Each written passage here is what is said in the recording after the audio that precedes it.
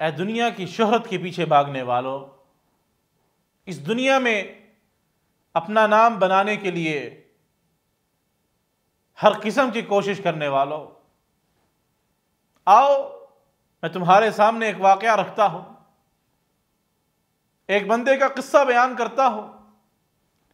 عبداللہ بن جدعان قبیلہ بنو تمیم کا سردار تھا، جو کہ حضرت ابو بکر الصدیق رضی اللہ عنہ کے والد ابو قحافہ کا چچا زاد بھائی تھا۔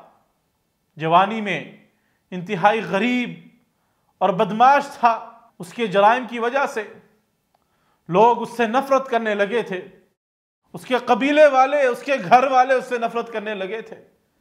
تو وہ غصے سے، خودکشی کے ارادے سے مکہ کی گھاٹیوں میں نکلا تو ایک پرانی اور تنگ غار دیکھی، تو اس ارادے سے غار میں گھس گیا کہ پرانے غار سے کوئی سانپ یا بچھو نکلے گا، مجھے کاٹے گا اور میں مر جاؤں گا۔ جب وہ غار کے اندر گیا تو سونے کا بنا ہوا مصنوعی سانپ پایا، اسے پکڑ کر اس نے سنبھال لیا۔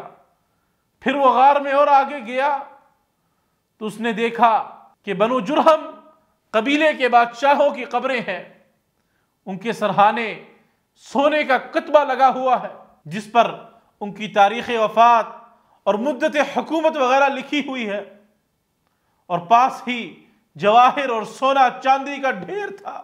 جب بنو جرہم اپنے دشمن کے ہاتھ مغلوب ہوئے تو مکہ چھوڑتے وقت سونا، چاندی، ہیرے، جواہرات وغیرہ جمع کر کے اس غار میں بادشاہوں کی قبروں کے پاس رکھ کر چلے گئے تھے۔ عبداللہ بن جدعان نے ان میں سے حسب ضرورت مال اٹھایا اور غار کے منہ پر نشانی لگا کر قوم کے پاس آیا اور اس قدر سخاوت کی کہ ہر بندے کا دل جیت لیا۔ جب سرمایہ کی کمی محسوس کرتا تو غار سے اور لے آتا۔ البتہ اس نے ایک بڑا پیالہ بنوایا جو ہر وقت کھانے سے بھرا ہوتا تھا۔ ایک مرتبہ امیہ بن سلط نے شاعرانہ انداز میں کہا کہ ابن جدعان سے لوگ بڑے خوش ہیں کیونکہ یہ گندم اور شہد کھلاتے ہیں۔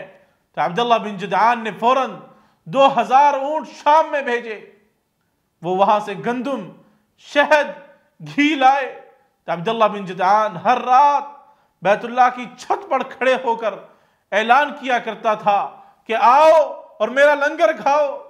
صحیح مسلم میں ہے کہ حضرت عائشہ رضی اللہ عنہا نے رسول کریم صلی اللہ علیہ وسلم سے پوچھا، یا رسول اللہ، ابن جدعان فی الجاہلیت یصل الرحم ویطعم المسکین فہل ذاک نافعہ؟ ابن جدعان جاہلیت میں صلہ رحمی کیا کرتا تھا، مسکینوں کو کھانا کھلایا کرتا تھا، کیا یہ اعمال اسے قیامت کے دن کوئی فائدہ دیں گے؟ تو آپ صلی اللہ علیہ وسلم نے فرمایا، لا ينفعہ انہ لم یقل یوما رب اغفر لی خطیئتی یوم الدین۔ نہیں، اس کو یہ کام فائدہ نہیں دیں گے کیونکہ اس نے کبھی نہیں کہا کہ اے میرے رب قیامت کے دن میرے گناہ معاف کرنا۔ اہل ایمان کو چاہیے کہ دنیا کو چھوڑ کر کثرت سے آخرت کی فکر کریں اور اپنی زبان پر کثرت سے استغفار کو جاری رکھیں۔